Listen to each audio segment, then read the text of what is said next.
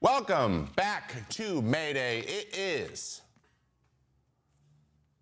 Wednesday, February 25th. There it is. It is February 25th. I am your host, Trevor May, ex-baseball player, ex-major leaguer, zero-time All-Star, 10 seasons, no big deal. You guys know me. And this is a show about the show. We have a lot of fun things to talk about today, specifically the new rule changes, something we've touched on before. We're going to get into it, talk a little bit about who is going to benefit the most. We're going to talk about some of the news and some of our favorite spring storylines that have kind of started to coalesce. And we're going to talk about baseball, the Olympics, and with it coming up in Los Angeles in 2028, can the United States send their best to represent their country? All of that and more this week on Mayday. We're just going to hop right in, all right, with our first story of the day. Let's go. All righty. The ABS, it is here. It is ready to go, and we have had spring training games. They are underway, and we've already seen this thing in action. But a lot of people don't fully understand how it is changing the strike zone itself. And as we like to do here in the media now, is predict what we think is going to happen when something changes. So someone is going to benefit from this, this new technology. Usually it's either the batters or the pitchers. Some side is supposed to get some advantage, or it's supposed to even things out in some way. But the big thing this problem, or the big problem this new technology solves, is the big thing that most fans and pretty much everyone who watches the baseball, baseball players included, say, and that's just get the damn calls right. If we get more damn calls right, then I think we're collectively happier as a whole. If you don't know this, the ABS, for the people in the know, that's the automated balls strike system for the normies that are tuning in for the first time, and it'll help us get a little bit closer to row bumps without fully going to a robot standing there or a camera doing all of our work for us, which I think would be a major misstep, and I'm glad this is the way we're doing it. Series of challenges, you can say, I think that's a ball, or I think that's a strike if you're a pitcher or a hitter or a catcher, or I believe those are the three guys who have to make the signal, and then it is up for review, and it's very quick. It doesn't slow the game down, and it's theoretically supposed to help us get better at getting balls and strikes right, because that was, I think, the last frontier when it comes to getting calls correctly in games. We want as many as we can within reason, with some sort of human error, because there are players that are humans playing against other players that are also humans, and having some umpires making some of the calls keeps the human element in the game, and we need to please keep some humanity in some things, because as we very much know, if you've ever turned on the news, a lot of stuff's becoming very automated. So that's all I'm going to say about that. But first, we got to establish what is a strike, okay? And this story was based on a couple of stories put out by some really good reporting over The Athletic, as it often is. We're going to be referencing an article by Eno Saris, Dan Hayes, and C. Trent Rosencrantz. We do some statistical analysis on what pitches may be helpful and what players are going to benefit the most. But the basics for the reporting for this article was done by Jason Stark, also in a full breakdown. You should read it if you haven't read it. I will leave the link to that article in the comments below this as well, so you can check it out if you haven't yet. But just really doing an in-depth analysis of what the ABS is and what are the nuts and bolts on how they make decisions and so on and so forth. So first we have to establish what is a strike. And a lot of you may not know what a strike is. You know, maybe it's what the umpire says. That's what it's classically been for a very long time. Whatever the umpire says is a strike is a strike. Maybe it's the box on the TV that you're all used to seeing and be like, that's not in the zone, that is in the zone. Now, every single broadcast handles that differently. Sometimes it is more dynamic. Sometimes it's just the same box for everybody.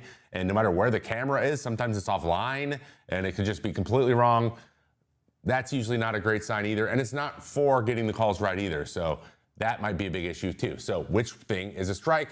There are actual rules and there are standards in which are supposed to be applied when calling strikes. So this circle has historically been what a strike is. Now, might be wondering, that doesn't look like a box. Well, remember, humans. We have humans, and there's always been this little buffer zone around the edge, called the buffer zone, where you won't get penalized if you call it a strike or a ball. But this is what happens with human vision. You look at a spot and you're trying to see a perfect square in space in front of you. It turns into a little bit of a amorphous blob a lot of times. So that is what we're seeing. Now, the ABS zone is a perfect square. The ABS zone is being established by the cameras that are already in the stadiums called Hawkeye. Hawkeye does all StatCast stuff. It tracks the ball, it tracks the players, knows where everybody is, and now it is also, that technology is being deployed to track the strike zone,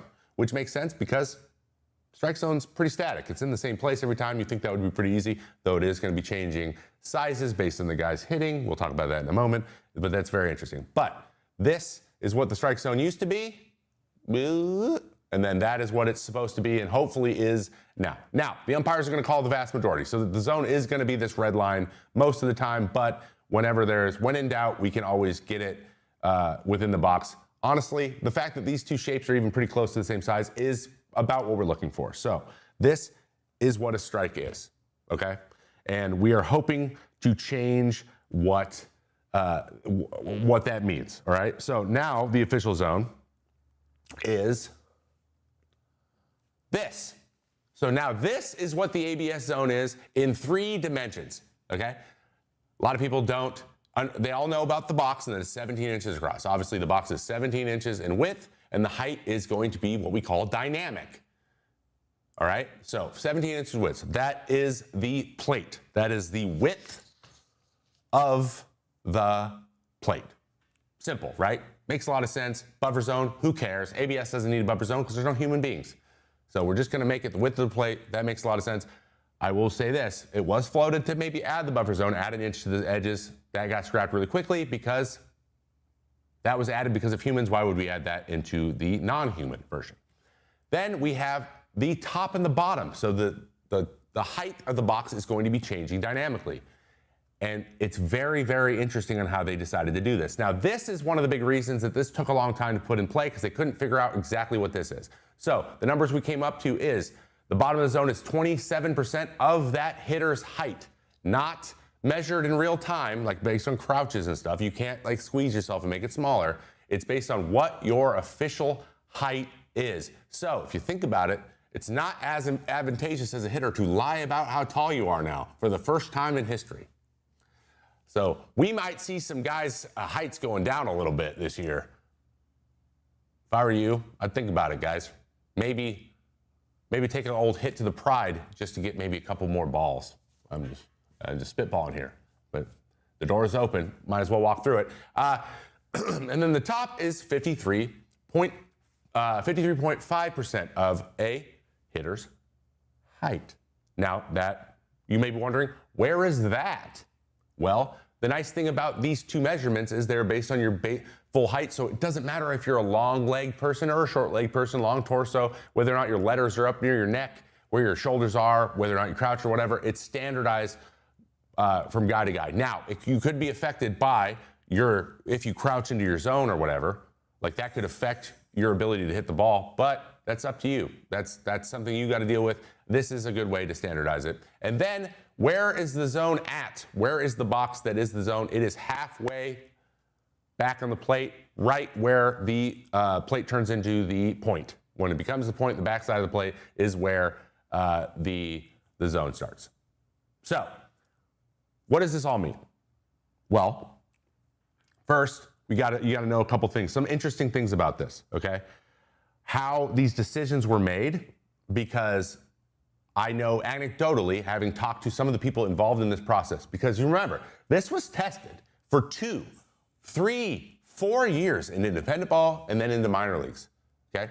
I myself in 2023 was one of the people that got to be part of the testing process in Salt Lake for one of the ABS games. It was only on the weekends they did ABS, and I was told explicitly, good luck finding the top of the strike zone. We don't know where it is because it's changing, because they were changing this number all the time and trying to get things to sit or to make more sense and figure out exactly where the fairest version of that is, so no one got an advantage for being tall or short or whatever, or the pitcher didn't get a huge advantage mostly. So there's question about each one of these things and how they had to kind of figure it out. One, I already mentioned it, was should we just make this a hard line on the edges or should we include the buffer zone? That was an easy one. They just said, sure, let's just do the hard line. It's gonna be the width of the plate. It's easy, it makes sense, and that's in the rule book. Let's just go with that.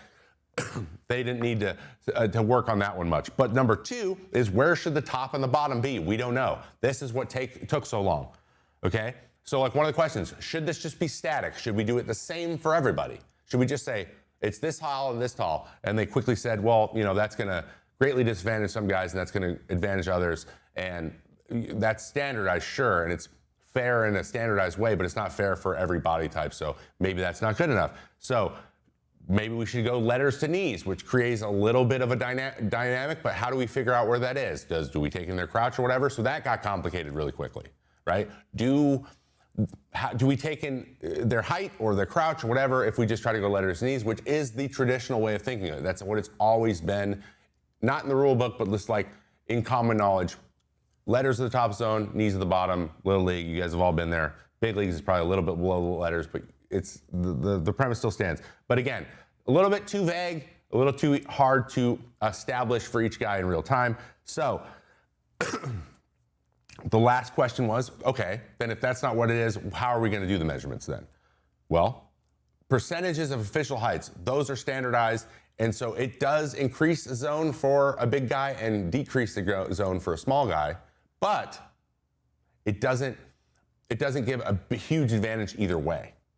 So it's not a huge difference between a very tall guy and a small guy how big their zone is, though it is slightly different, which means it's adjusted, but it's not giving an advantage. I think they found the sweet spot with this, which we're going to see a diagram soon that illustrates this really well. And all of these were provided by Major League Baseball and The Athletic, just throwing that out there. So we got to figure out the zone changes, all right? So like, let's talk a little bit about the difference in height first. Okay, we have Jose Altuve, who's 5'6", maybe 5'5". I'm going to be honest here. He might be 5'5" this year. It might, like I said, might be in your best interest. His total zone is a foot and a half, or a foot 5 inches tall. Aaron Judge, on the other hand, is a foot and an inch taller, but is only going up bigger than 4 inches. So by it being percentage of their height, this thing gets dynamic and it gets a little bit bigger and changes hitter to hitter, but it's based on whatever their height is before. So there's nothing that needs to read the hitter in real time. That's positive because technology probably could do that, but that's going to make it prone to errors. So it's static, but it's standardized, but it does change. I think that's the sweet spot. That's why they decided to choose to do it this way, which I find very interesting and probably, I agree, it's probably the best way to do it. I'm glad that they found a good way to do it, but this is how the zones are going to change for these two guys. And then the third thing they had to consider is, should we make this box that if it's halfway to the plate, halfway across the plate, or if it's the full plate, are we going to make like a plate-shaped, you know, a 3D object where it can go through and touch? Or are we going to make it a 2D object where it's just a box and has to touch it? So with the box being in the middle of the plate, conceivably, a pitcher could clip the front of the plate and not get a strike called in the ABS. It could be over the plate at some point, but it moves before that hits that box and it's not over the plate. That could conceivably be called a ball in ABS, and that is going to happen.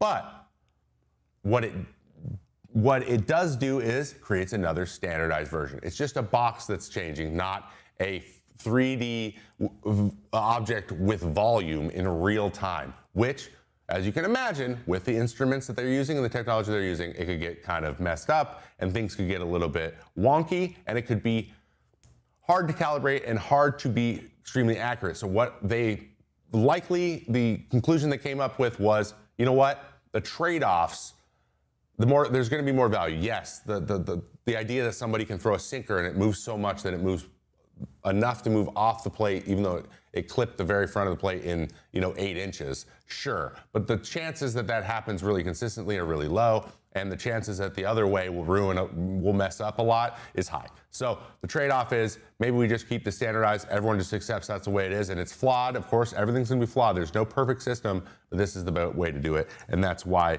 they likely decided to go against having the 3D version and going with the 2D version, which, again, from what I've been told anecdotally from people that are familiar with the situation, it was a lot of back and forth about that. A lot of calibrating instruments, a lot of trying to get it right. That's why it took so long to do. So we've established the strike zone now is different than the strike zone was last year. It just is, right? It's just gonna be different. And in a lot of ways, smaller. Because technically, these heights right here are generally going to be a little bit smaller than, it's so standardized that you're not going to get those high calls called much and those low calls called much, because they're going to say, one, if I get this wrong, we always have ABS and they can do it. So I'm going to try to be conservative here and not get crazy, not call balls strikes, because we can always fix it.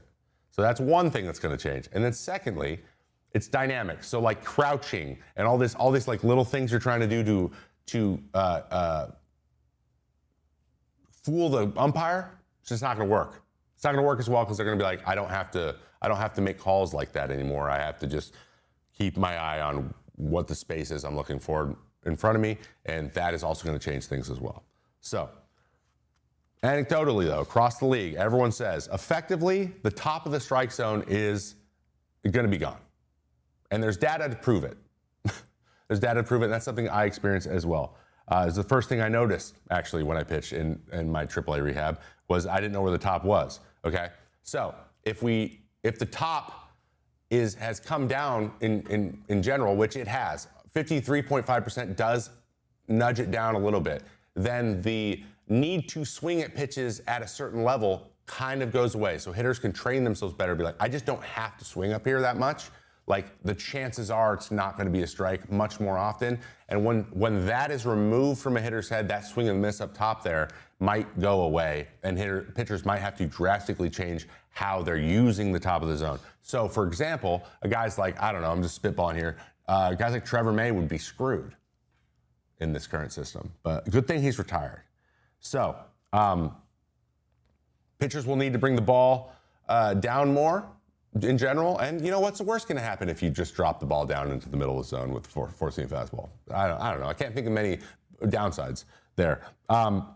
But we also have already seen the top kind of start to slowly be brought down already through changes in the standards in which umpires were held to last year. We talked about this before. The top of the zone was starting to kind of get taken away a little bit, and they were told to bring it down in their sights and start to call less up there. And as a result, this is shown through the data with the catchers who were so good at framing at the top of the zone were no longer getting that benefit of the doubt, namely big catchers like Cal Raleigh. Cal Raleigh in 2023 was one of the best strike stealers at the top of the zone in the league. He's a big guy. This feels really comfortable to him. It's right at his neck level. Like, he can frame that really well. And other guys also were good at it as well. Then in the last couple of years, those same top guys all fell back to the mean, because those high strikes, they just weren't getting them called anymore, because the umpires were, instead of saying like, I'm going to give this to him because he received it well, or I think that was there, they're like, it probably wasn't, and they just called it a ball. And that was shown in that data. It was also shown in this data that Eno and Dan came up with as well, which was really fascinating. This is all the right-on-right fastballs, or this is all right-on-right pitches, strikes in the strike zone called balls last year in 2025. There were 5,288 of them. So it is interesting to see that 68.6% of them were actually fastballs, which is interesting. So this is right-handed pitchers versus right-handed hitters. Okay, so this is from the catcher view. So imagine this right here is where the hitter's standing. If you notice something, a lot of calls being missed down and away. Not as many calls being missed down and in. Now, the reason for that is umpires set up behind the hitter. It's to protect themselves from foul balls. They've always kind of shaded that way, but in the last 5, 6, 7 years, which I have also mentioned on the show several times, they've tucked themselves in even farther to where they are looking almost parallel the head with the catcher, and they are looking at the same thing they see, and they're kind of hiding behind them so they don't get hit by a 100-mile-an-hour fastball fouled off into their face. I totally get it. I wouldn't like that either. So that means they can't see this very well. And a lot of times, let's say, use Cal Raleigh as an example again, the guy's big and you can't see it. He's blocking you a lot of times. Also, there's an element where that is where like breaking balls are thrown a lot. So there's a bias here to where you get this angle and you feel like the pitch is moving away from you. So if you're looking from that angle, even fastballs look like they're moving away. And when pitches are moving away, you tend to be like, I think that might not have caught the edge. It's hard to call that. So a lot were missed here. But one thing you may have noticed too from what I just said about the high strike, whole lot of stuff being missed up top, and it's pretty much agnostic to what side of the plate it is. They were getting missed all the way across the top because they were told to drop the top of the zone a little bit, but the zones on TV and the classic zone itself hadn't really changed. So a lot of these, so the standard in which we had the box hadn't changed, but the standard what the umpires were looking for had.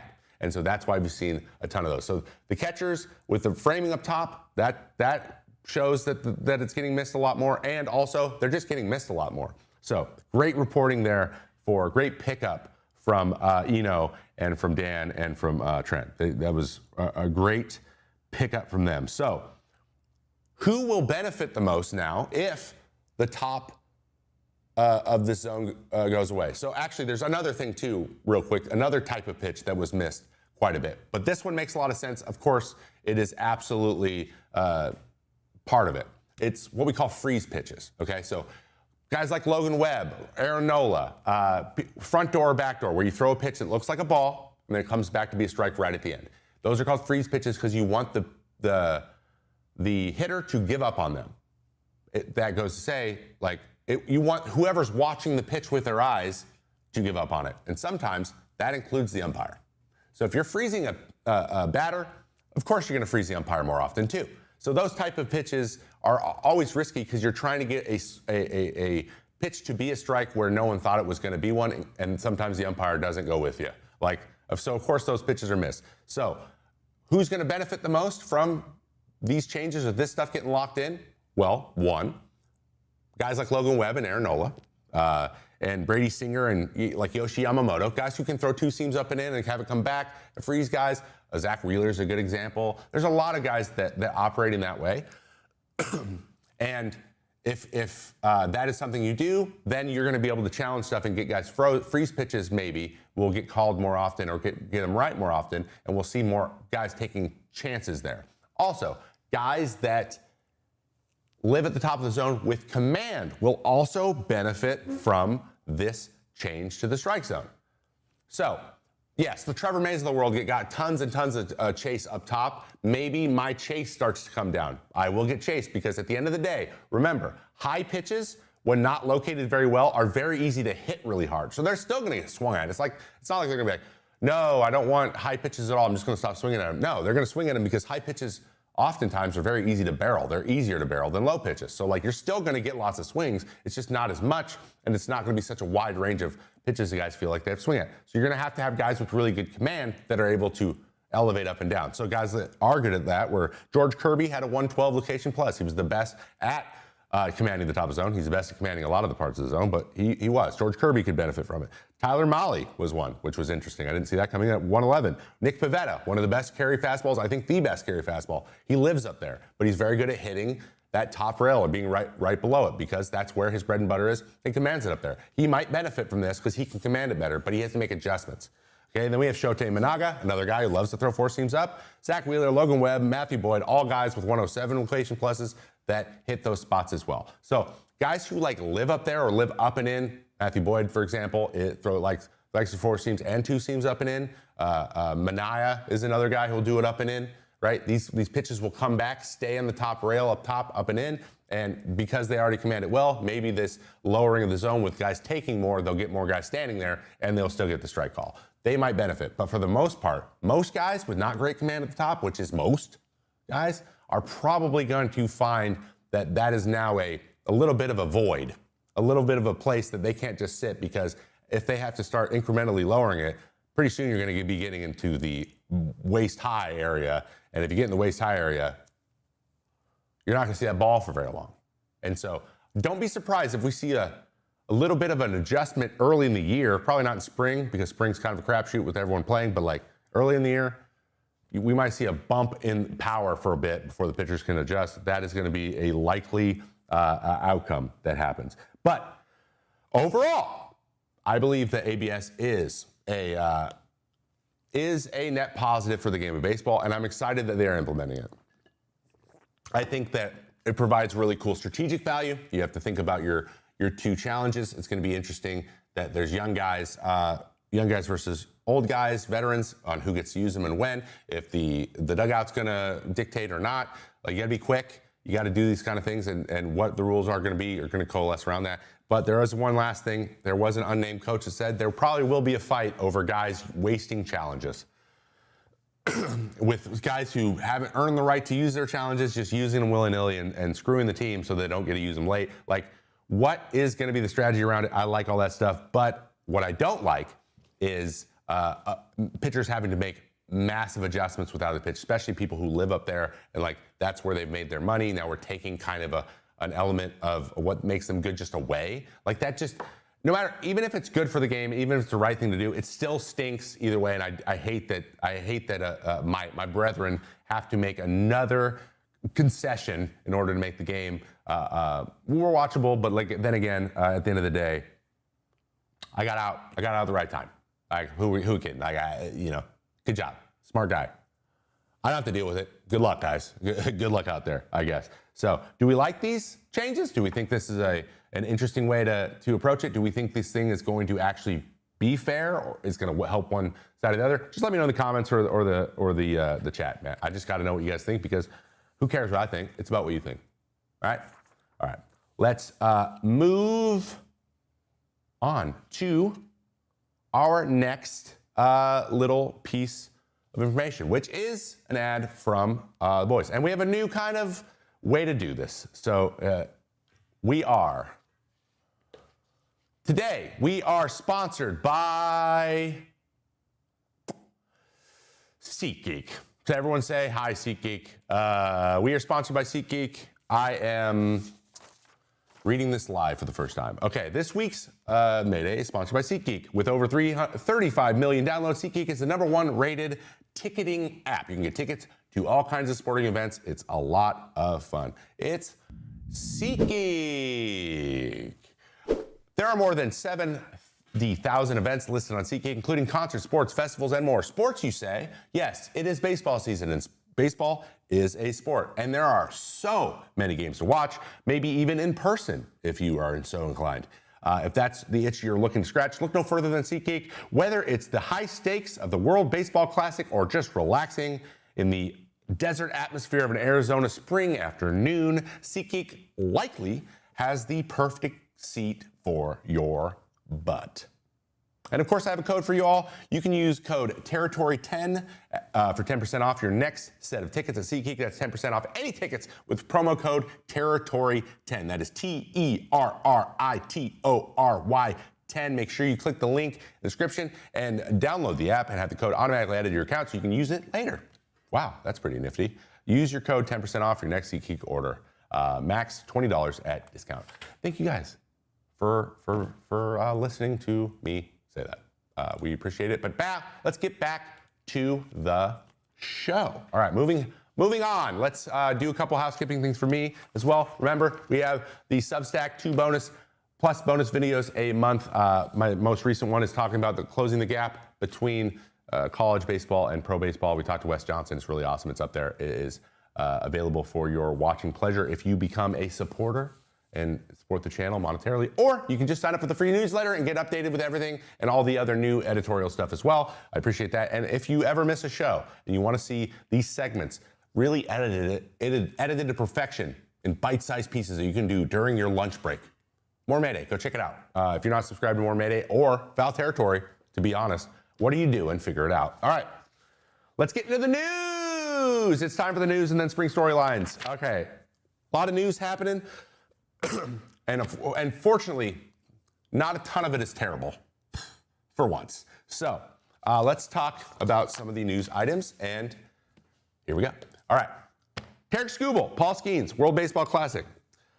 Their workloads have been revealed. Now, it's been a question. What are the two reigning Cy Youngs going to be doing for the Team USA here in the upcoming World Baseball Classic on what is looking like baseball's dream team? And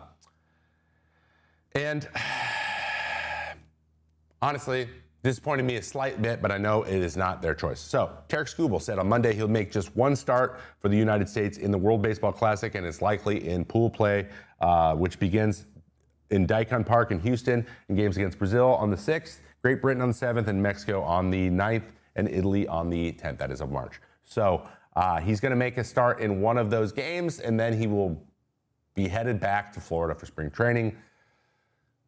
Dang it. So, I mean, that's cool, you know, toe in the pool, I guess, but that is a little bit of a hurt. Though I will say, they do have Logan Webb, who was very good last year. He'll probably just step into the role. So, I mean, beggars can't be choosers. You know, if you only get one Cy Young start from Tarek Skubal, I guess you only get one Cy Young start from Tarek Skubal. This is the quote from Skubal that he gave to MLB.com's Jason Beck. I'm trying to do both things. Trying to pitch for Team USA, but I understand the need to be here with these guys, the Tigers, and get ready for the season. I think it's kind of the best of both worlds in that aspect. I'm grateful they took me in that capacity. You know what?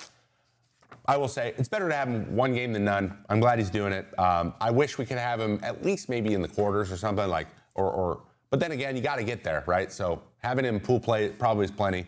It'll be interesting to see how many innings he throws. Hopefully he's up to 4 or 5. That'd be interesting, but we'll have to wait and see. In an interview for Foul Territory's own Ken Rosenthal, Paul Skeens said that Team USA makes it out of pool play, he will make another start. So he's going to make one in pool play, and then he'll make one in the other round. So, like, that doesn't mean, you know, the championship game, but usually it doesn't play out that way anyways, because you play 3 more games past that point, and usually you get 3 different starters. So, like, usually you only make 2 starts. So at least we'll have Paul Skeens if they make it to past pool play, which we can all hope that they do. We win, I'll go as far as we should. I'll pitch again in the tournament. Given their different situations, Skubal is entering his final year before free agency, key cog for the team, aiming for a deeper playoff run. I mean, that makes sense. It makes sense for him to be smart about it, but I wish there were more. And Skeens saying, I'm 23, let's go for it. I like that too. Big time. I'm just glad we got the best pitchers on the best team. We're going to talk more about that later, but that is exciting for me, and I'm excited that they're doing it. Chris Sale, in more news, signed a 1-year, $27 million extension to stay with the Braves. Completely unrelated. I made $26 million in my career. All right.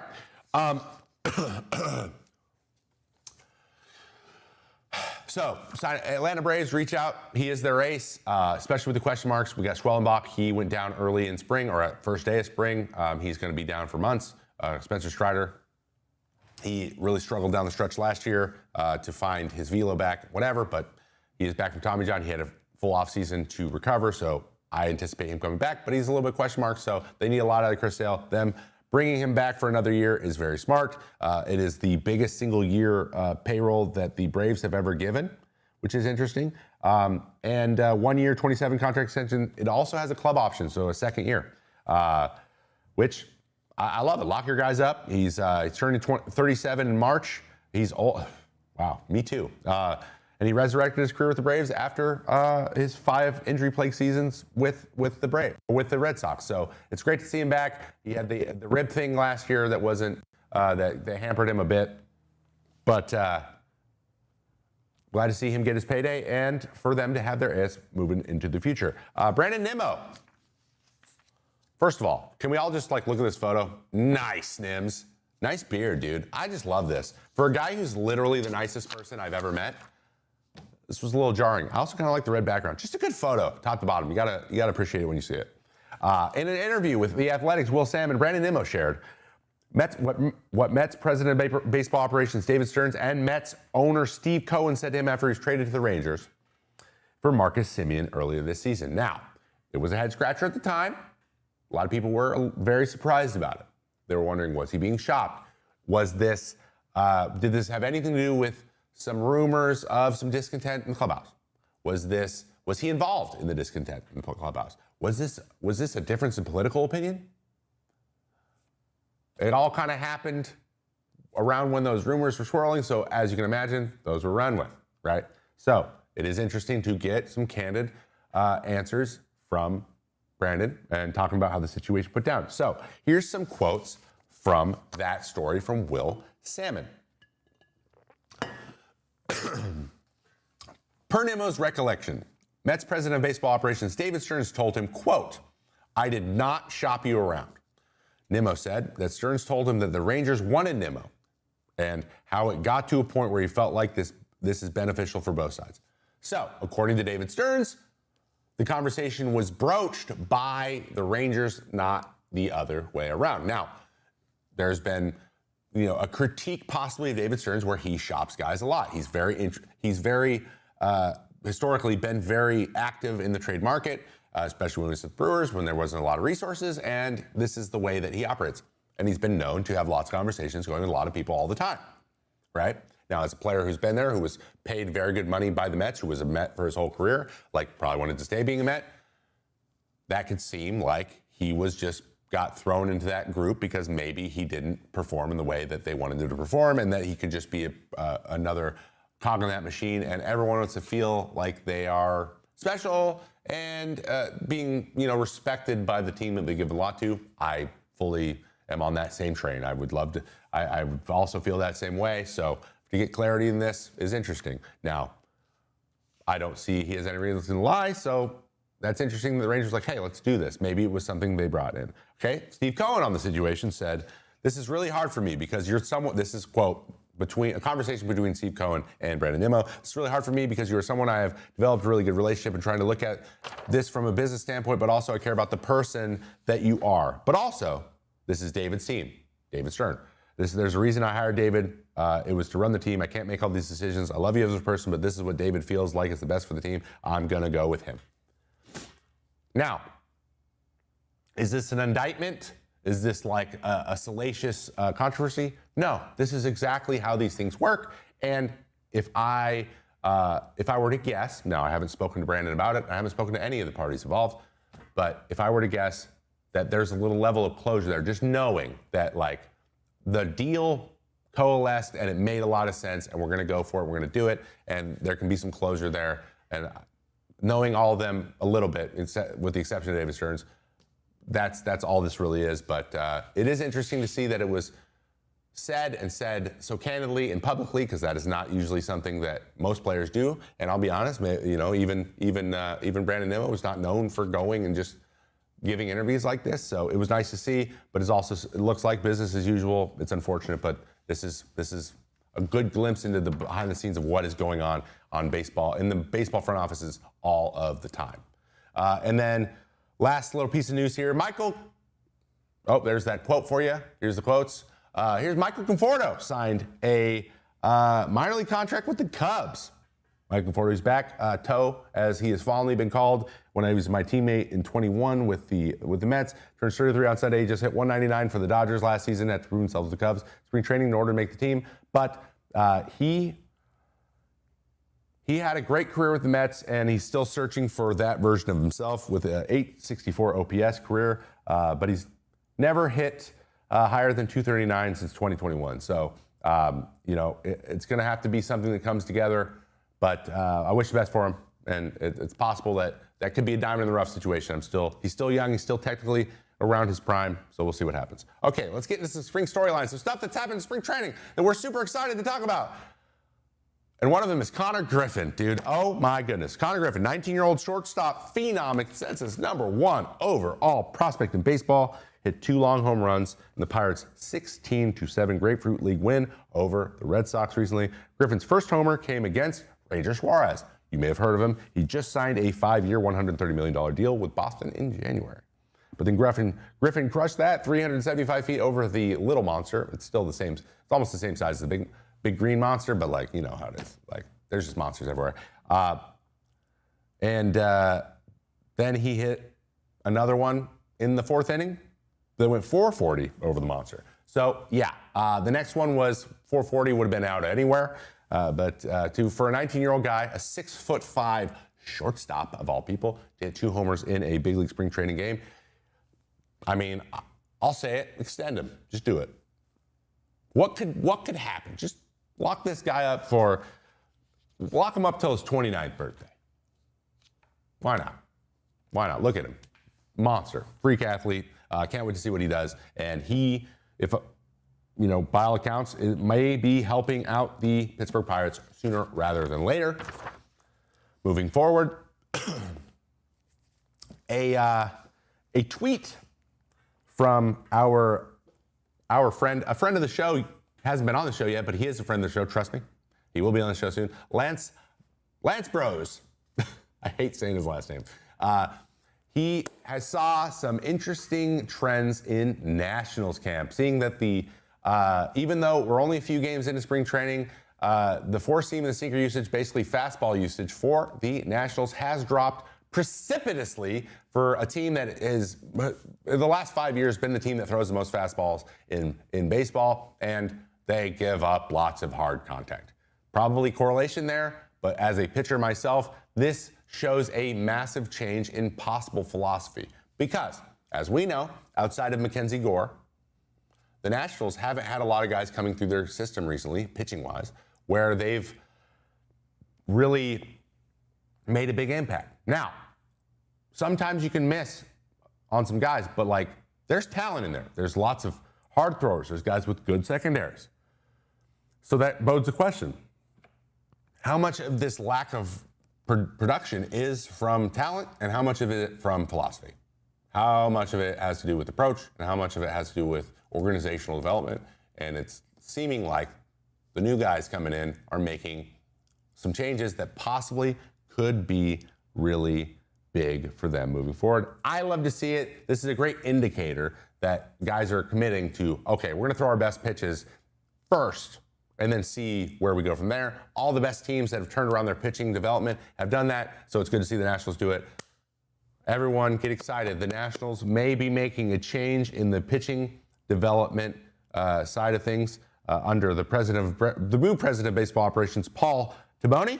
As a part of the Red Sox front office, he leaned away from throwing 14 fastballs where he joined the Nationals. If you remember, they did this last couple years in Boston as well, under the tutelage of Andrew Bailey as their pitching coach. So Boston went from a heavy fastball team to everyone throw their breaking ball stuff, and they had their rotation that didn't look great on paper, really overperformed for the year. So we may be seeing the same thing in Washington. Our one piece of not so great news, unfortunately, Sebastian Walcott, Majors number 7 prospect in baseball and the top prospect for the Texas Rangers, he's going to have elbow surgery. He's going to be out for 5 to 6 months. He is having an internal brace put in his elbow. Fortunately, he's not a pitcher. He's a position player, so he should heal quickly, and it won't be as long as of a downtime. But he is going to miss probably 5 to 6 months, the entire season for the most part, and probably get some stuff in the end of the year. Like, he hit 255 with 13 home runs, 59 RBIs, and 32 stolen bases at AA last year. He was looking to be a big part, or maybe a guy who was going to be factored in to be part of the Rangers this year. So I hate to see him lose a season. And then Cal Raleigh, big dumper, the 60-homer man himself, crushed his first homer of the Cactus League season on Wednesday, 427 feet off of Wilkeman Gonzalez. Raleigh will depart soon for Team USA in the World Baseball Classic. Had been 0 for 6 start in spring with 3 strikeouts and 2 walks. So now we have our first big dumper homer. So all is right with the world, and Team USA is ready to receive their dumper. And those are the storylines. I'm excited. I hope you are too. All right, one more word from the guys, and we'll get to our main story. Nobody likes a bloated cell phone bill. It can consume you. It can take over. It can be very annoying. So I know that 2025 ended Kratz, and that's when you have your end of year sales, but there actually is still one sale that is running until the end of the month. Mint Mobile. They still have their 50% off their unlimited premium wireless offer that you got to go and get and take advantage of because it's not necessarily going to be around all the time. And all plans come with high-speed data and unlimited talk and text delivered on the nation's largest 5G network. Quit overspending on wireless with 50% off unlimited premium wireless. Plans start at $15 a month at mintmobile.com/territory. That's mintmobile.com/territory. Limited time offer. Upfront payment of $45 for 3 months, $90 for 6 months, or $180 for 12 months. Plan required. $15 per month equivalent. Taxes and fees extra. Initial plan term only. Over 50 gigabytes may slow when network is busy. Capable device required. Availability, speed, and coverage varies. See mintmobile.com. Mint Mobile, quit overspending on wireless with 50% off unlimited premium wireless. Plans start at $15 a month at mintmobile.com/territory. Thank you so much. Check her out. All right, our final story. Let's talk about baseball and the Olympics, namely the 2028 Olympics in Los Angeles, California. You thought I was going to say it, didn't you? I didn't. All right, so baseball is in the Olympics. It is an Olympic sport. A lot of you may have forgotten. Frankly, I did. I did too, because there was a point in there in the middle of the 2010s where baseball was not an Olympic sport for two rounds, and then it was brought back. So we know about the World Baseball Classic. Its popularity, it's exciting. We're talking about that in a moment. But we also have the Olympics, and we have it on United States soil. The fact that we have the World Cup, the FIFA World Cup, and the Olympics within 2 years of each other is crazy, but this is Summer Olympics, by the way. Summer Olympics, we just had the Winter Olympics. Summer Olympics is coming, all right? So let's talk a little bit about the history of baseball in the Olympics, because I don't think a lot of people know this. At least I didn't. I think it's important to establish it before we get into it, okay? Here's a quick history on America in the Olympics, or just baseball in general. From 1900, I think it was the 1900 Olympics exactly, baseball was used as a exhibition sport, meaning a lot of times the Olympics, there are sports happening, there are competitions happening in kind of the atmosphere of it, but they're not medaled events. So they're not giving out medals for them. And for baseball, for 88 years, from 1900 to 1988, baseball was not a medaled sport, it was an exhibition sport. Then in 1988, it became an official Olympic medal sport. And in 1996, the USA won its first medal, the bronze medal. All right, so you gotta remember though, as you can see here, we see Todd Frazier here, but there's also gonna be quite a few guys here you don't recognize. And that is because USA rosters were primarily made up of college players, top amateurs, and future professionals. This was consistent with Olympic amateur rules of the time. So for a long time, and many of these rules still are in play, you cannot go to the Olympics if you are a professional player in that sport. It is a exhibition for amateur players. Now, a lot of sports, like the professional version of their sport, is the Olympics. So you got to keep that in mind, or you can be released from your professional version, kind of like how the FIFA World Cup works. In order for them to get that done, you're released from your, not released from the team indefinitely, but you're released from your obligation to play for them for a certain amount of time, so you can play in the FIFA World Cup. Works same for a lot of different events in the Summer Olympics. But the problem is the Summer Olympics are during the baseball season. They're during Major League Baseball season, and as you know, Major League Baseball has an antitrust exemption, so what they say goes in the United States. It's just the way that it works. We can talk about that again in the future. So, so you know that. No, we have a lot of college level players, with a lot of college players, a lot of independent ball players, okay?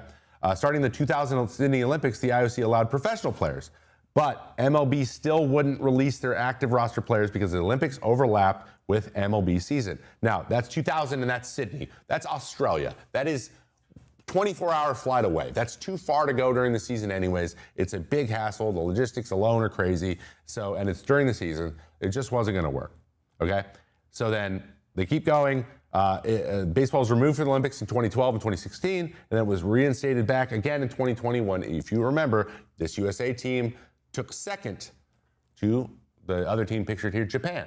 Japan beat them in the gold medal match, and it looks like 2028 baseball is scheduled to return to Los Angeles. Now the question is, who is going to be on the USA team? And is Major League Baseball going to be able to carve out time for the best players to play?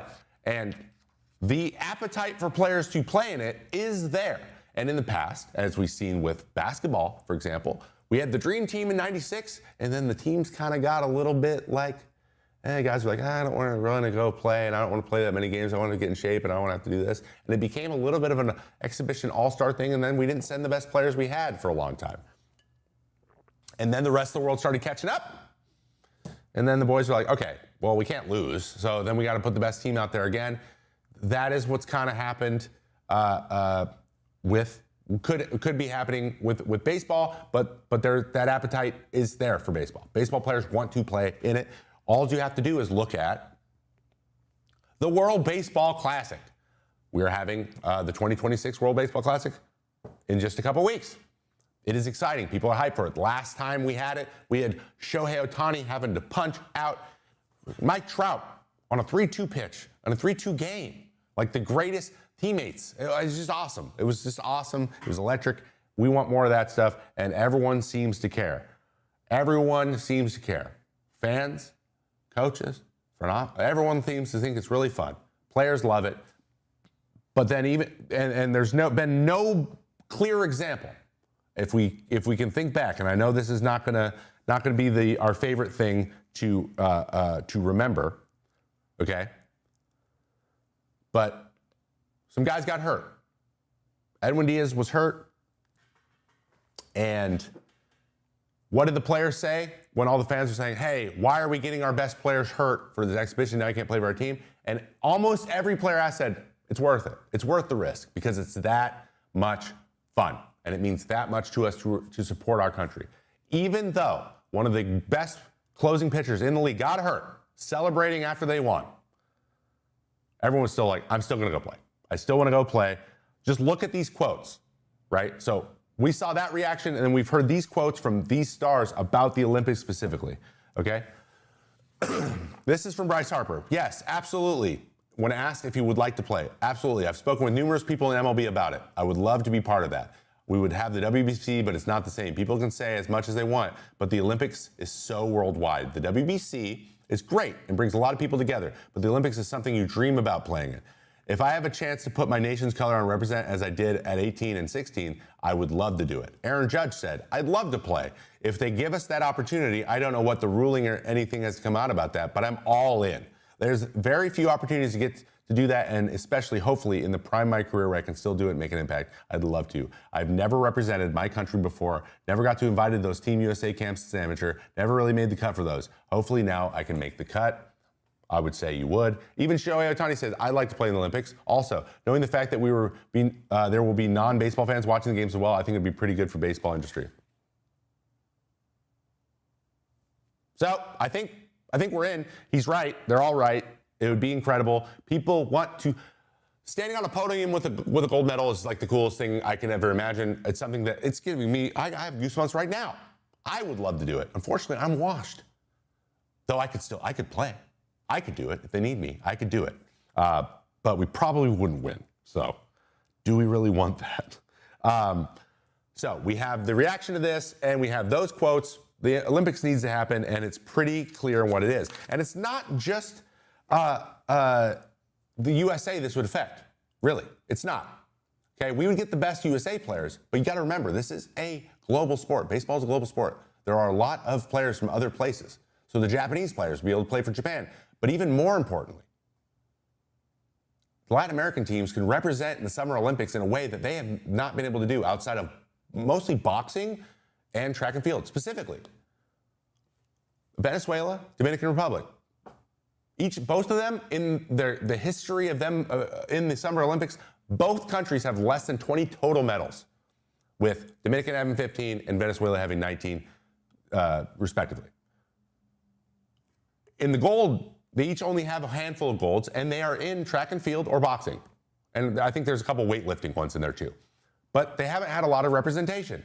Now, having the Dominican Republic and the Venezuela be able to go play baseball in front of the world could mean so much to them and their fans. I think it's a no-brainer just for that reason, for them to be able to go represent and also maybe bring It's one of the sports that they are known for. It's one of the sports that everyone in their country plays at some point in their life. Being able to go to the Olympics and do it, I can only imagine how cool it is to do in the WBC, but to do it on a world stage would be incredible. So I think we need to do it. We need to go for it. We need to push for it hard. Now, who's in charge of it? Because I'm not. If I were, we would be doing it. We would say, season's canceled for a month. We're doing this thing. Who cares? We'll see in a month. We're doing the Olympics because it's so important. But you know it's not that simple. But there is one hurdle that has been maybe slightly jumped, or at least we're getting our leg over at the beginning. And that is a quote from Rob Manfred when he asked about it.